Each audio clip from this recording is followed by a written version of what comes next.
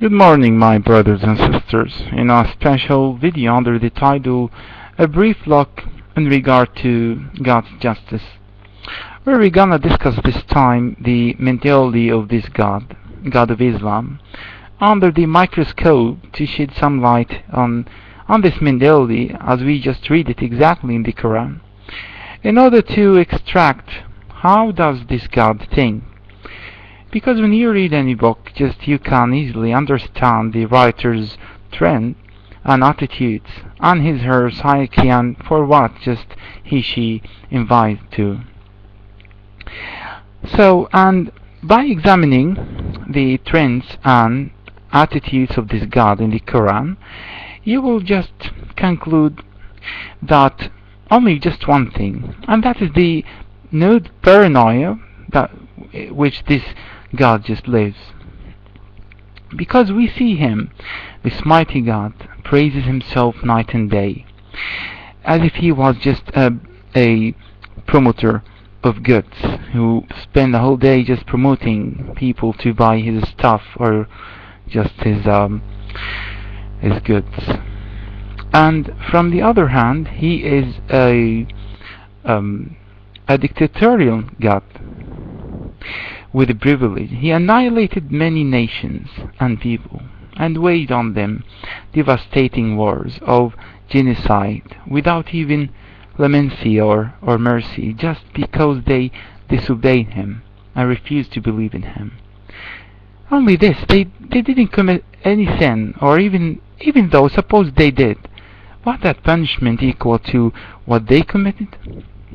Was that equal to have their village, children, homes overturned upside down? He annihilated Sodom and Gomorrah, and many other people, and you Christians are involved in that since just we read that in the book of Jude. I remember the verse, but we do read that God did annihilate Sodom and Gomorrah and the surrounding cities. So the writer of the Quran as well as the writer of the Bible, just they have things in common. And someone may say, well man, God showed just miracles, and will say, is not the Quran a live miracle as you claim, Muslims? Why doesn't this God just annihilate us and overturn our villages or cities upside down? I know it's not just like splitting the sea two halves as we read in Moses' myth, but we are just more worthy of this torture, destruction or heroism, indeed, than those innocent, because we see this mighty God just annihilates them only for having sex with each other, only because this God, told them not to have sex that way, but just have sex my own way, or otherwise you perish and I turn your village just upside down. He gives you just an impression of narcissism and the love of domination. We read in the Quran about the story of the Prophet Lot, in inverted commas of course, in both the Quran as well as the Bible we read that, how his people just used to have what is called homosexuality, men with men and women with women, perhaps women with women, I'm not sure about that, but what is just certain for sure is that this village exercised homosexuality, and therefore this God annihilated them completely. However, just today, when you just look around in the world, you see that gay marriage has become legal with a civil register, especially in Scandinavian countries and Canada, and recently in New York, gays marry in churches. And here I'm asking, why doesn't this God annihilate them now, as he annihilated Sodom and Gomorrah and others, and turned their village just upside down? Or is he incapable and helpless now? Or these are just merely myths and superstitions. And when reading the story of Noah, Captain Noah, this fair god flooded the whole universe for a small village that its population was not more than 200 or 400 people at that time. However, because they refused to believe in him. And by the way, let me tell you that he didn't show them any miracle indeed. He flooded them as a whole without mercy.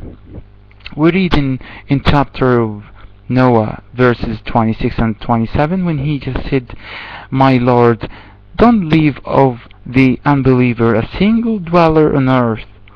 And then the verse goes on in 27, "If you leave them, they will mislead your servants, and will breed only wicked unbelievers." What is obvious to every rational person regarding the previous verse is just the speech is full of hatred, and these just if you just let me tell you, if discrimination, what happened exactly in these mosques nowadays, where the orators of these mosques curse the non-believers night and day with the worst and ugliest expressions, because they can never live peacefully, since the theory of conspiracy just lies over their heads. They thinking that the whole world just intrigue for damaging them. But the most important question here, did Noah's prayers on his people and the destruction of mankind as a whole just did it prevent the reproduction of or birth of the infidels who don't and will never believe in this God? Of course not, because the number of the unbelievers are more than those who believe in Islam these days. Not only, but also, what is the benefit of this destruction? If the reason or the cause was to annihilate the unbelievers, not leaving a single dweller on earth, when they are just breeding every day. Therefore, what this God made of annihilating has lost its meaning.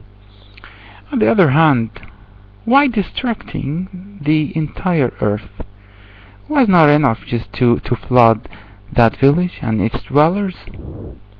What fault or sin did animals and trees commit?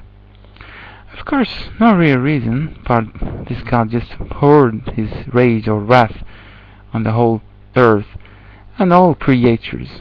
And although that genocide was constantly unfair and unequal to the sort of sin they committed, it was enough for this God, who is able to say just one word, "Die, you infidels," and then it's over.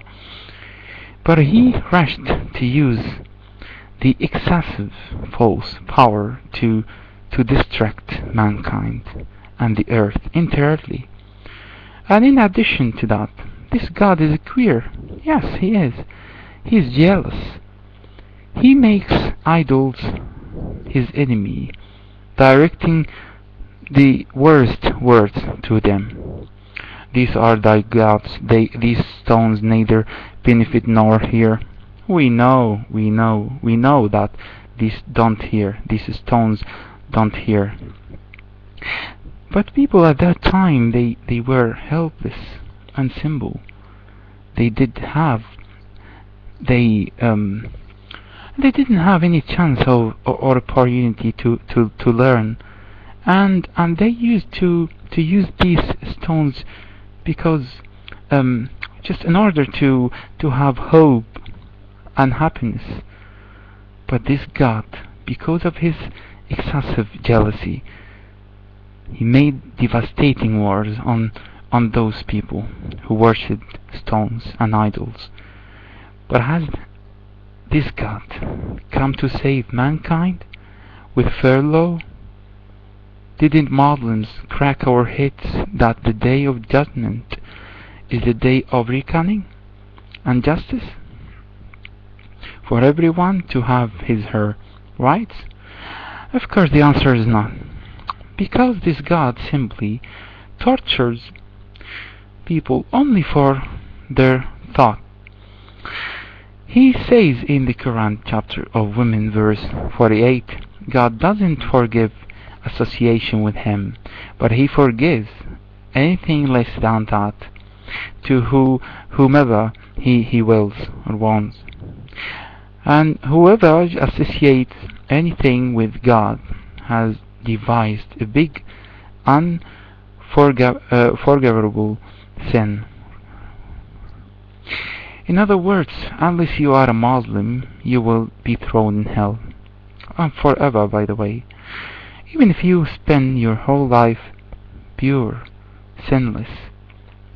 It's all in vain, indeed. Unless you are a Muslim. But for a Muslim who spends her life fucking, stealing, lying, cheating, killing people, it's okay. And it's just up to God's will. And at the end, he will surely go to paradise, no matter what she did. So if someone killed, here I'm asking, if someone killed an atheist, or if a Muslim man raped a Christian woman, who is going to reprise of him in the day of reckoning?